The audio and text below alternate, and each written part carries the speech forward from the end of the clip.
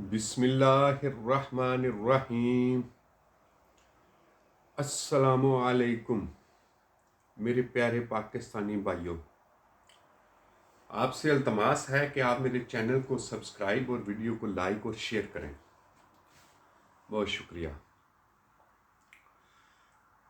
हमने पिछली एपिसोड में आपको बताया था कि हिंदू इंसानियत के लिए खतरा है। उसमें कुछ हकायक बयान किए थे। उम्मीद है कि वो आपको पसंद आई होगी। अब आते हैं इसकी दूसरी किस्त की तरफ, दूसरे एपिसोड की तरफ। पार्टीशन से पहले सिख और मुसलमान आपस में सैरो शुक्र हो के पंजाब, अनडिवाइडेड पंजाब में रहते थे। उस वक़्त पंजाब की सरहदें अटकपुल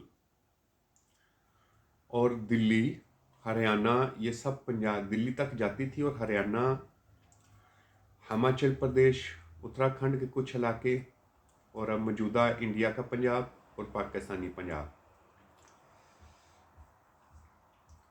तो जब पाकिस्तान और हिंदुस्तान दो आज़ाद मुमलकतें, दो आज़ाद कंट्री डिक्लेयर हो गए, तो ऐसे में पाकिस्तान वाली साइड पे मास्टर तारा सिंह साहब पूरी तरह कांग्रेस और हिंदूवाद पार्टियों के ज़ेरे असर थे। उन्होंने लाहौर में पाकिस्तानी परचम को जलाया कांग्रेस की शय पे, जिसकी वजह से पाकिस्तानी पंजाब में सिखों के खिलाफ जज्बात बढ़ गए। ऐसे में कांग्रेस और हिंदूवाद, हिंदुओं ने, जिनमें कुछ अखबार भी थे जो सिर्फ मखसूस मुसलमानों और पाकिस्तान के खिलाफ खबरें शाया करते थे, दौरान पार्टीशन उन्होंने इंडियन पंजाब में ये खबरें और अफवाहें और प्रोपोगेंडा फैलाया कि जो सिख पाकिस्तान से आ रहे हैं उनको कत्ल किया जा रहा है, उनकी गाड़ियों को आग लगाई जा रही है। हालांकि उस वक्त तक पाकिस्तानी पंजाब में लोग नाराज जरूर थे मास्टर तारा सिंह के परचम पाकिस्तानी जलाने पर लाहौर में, पर इस हद तक नहीं थे कि वो लोगों की जानो माल पे हमले करते। जब ये अफवाहें सिखों के पास पहुंची तो इन्होंने मशरकी पंजाब, हरियाणा, करनाल, मेरठ में तो हिंदुओं ने खैर किए थे फसाद, और ये पंजाब में, हरियाणा में सिखों ने मुसलमान आबादियों पे हमले शुरू कर दिए, कत्लो गारतगिरी शुरू कर दी, लड़कियां उठाना, बच्चों को मारना, बड़ों को और काफिलों पे हमले करना शुरू कर दिए। ऐसे में जब मशरकी पंजाब के मुसलमान अपनी जान बचाने के लिए अपने घरों से भागे और ट्रेनों में भी बैठ के कुछ आए, तो कुछ ट्रेनें पूरी की पूरी काट दी गई। जब वो ट्रेनें पाकिस्तान में पहुंची तो उसमें खून ही खून, और बच्चे, बूढ़े, औरतें, सब, किसी का बाजू नहीं है, किसी की गर्दन काटी हुई है, किसी को। तो फिर पाकिस्तान वाली साइड पे मुसलमानों के जज्बात भी भड़के। जो अभी तक कंट्रोल में थे वो इन ट्रेनें और कत्लोगारतगिरी देख के अब बहुत ज़्यादा तैश में और गुस्से में आके उन्होंने भी सिखों पे हमले शुरू कर दिए। जब इन सारे वाक़यात की खोज की गई तो इसमें से सिर्फ यही बात बाहर निकल के आई कि उस वक़्त तक कोई हंगामे मुज़ाहरे नहीं हो रहे थे। ये सिर्फ हिंदू कांग्रेस और हिंदू नवाज अखबारों ने ये झूठी अफवाहें उधर फैलाई हुई थी और सिखों को भड़काया था, जिसकी वजह से इंसानियत के लिए शर्मसार कर देने वाले फसादात, इंसानियत का कत्ल और खूनशा और कत्लेआम हुआ। फिर ये आग दोनों तरफ भड़क गई, जिसकी वजह से 20 लाख मुसलमान और 10 लाख सिख कत्ल हुए।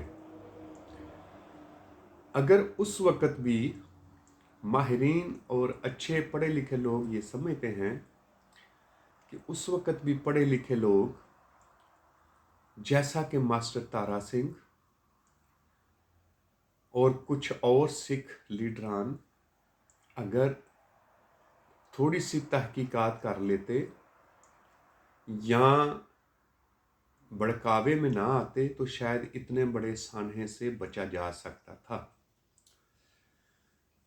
तो ये नफरत जो वक्ती तौर पे फैलाई और बहुत बड़े कत्लेआम में बदल गई, इसके बावजूद लोगों के दिलों में वो मोहब्बत कम ना हुई जो हिंदुओं ने मुख्तलिफ प्रोपोगंडे अखबारों और कांग्रेस के प्रोपोगंडे की वजह से लगाई थी। आज भी अगर मुसलमान एक दूसरे से मिलते हैं और कोई सिख उनके पास मेहमान आ जाता है तो वो उसको पाकिस्तान वाली साइड पे बेइंतहा मोहब्बत और बेइंतहा इज्जत एहतराम करते हैं। इसका मतलब ये था कि ये मोहब्बत पहले भी मौजूद थी। ये सिर्फ 1947 में कुछ मखसूस तबकों में, जिनमें अक्सरियत हिंदुओं की थी, की तरफ से लगाई गई थी और फैलाई गई थी। दूसरी तरफ पे पाकिस्तान पे पढ़े लिखे लोगों ने, जैसे कि हज़रत क़ायद आज़म साहिब लियाकत अली खान साहिब ने बाकायदा सिखों को ऑफ़र भी की थी कि आप पाकिस्तान में शामिल हो जाएं तो बाद में आप अपने इलाकों को एक आज़ाद मुल्क में तब्दील कर लेना।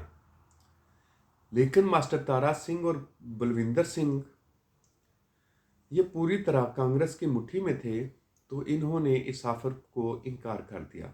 उसका नतीजा ये निकला कि सिखों से मुसलमानों का कत्लेआम और मुसलमानों से सिखों का कत्लेआम गलतफहमी फैला के करवाने के बाद 47 के बाद से लेकर अब तक सिखों का जीना भी हिंदुओं ने हराम किया हुआ है, उनका कत्लेआम किया है। उनके मजहबी जैसा कि दरबार साहिब और बेशुमार गुरुद्वारे ख़त्म किए गए हैं, उनको गिराया गया है। ऐसे में ये चीज़ साबित होती है कि सिख अगर अपने जहन से और पढ़े लिखे इनकी लीडरशिप होती तो ये कभी भी इन हिंदुओं के झांसे में ना आते और ना इतना बड़ा कत्लेआम होता और ना ये आज गुलाम होते। अगर ये पाकिस्तान में शामिल होते, माहरीन तो यहाँ तक कहते थे कि अगर ये पाकिस्तान में शामिल होते और पाकिस्तान में बाद में ना रहना चाहते तो इनको ये आसानी से अलहदा भी हो सकते थे, आज़ाद कंट्री का ऐलान कर सकते थे और उसमें रह सकते थे, इनके लिए आसान होता। लेकिन अभी वो हिंदुस्तान में जाके अपनी शनाख्त भी ख़त्म कर बैठे हैं, कानूनी और आइनी तौर पे जुल्म और जबर भी सह रहे हैं, जेनोसाइड भी सहा है और हर तरह की मसाइल का वो सामना कर रहे हैं। इसी तरह अगली किस्त में हम आपको कश्मीर के बारे में थोड़ी सी हिंदुआना साजिशें और ये क्यों इंसानियत के लिए ख़तरा हैं, ये भी थोड़ा सा बताएंगे। आपसे गुजारिश है कि आप मेरे चैनल को लाइक और सब्सक्राइब करते रहे।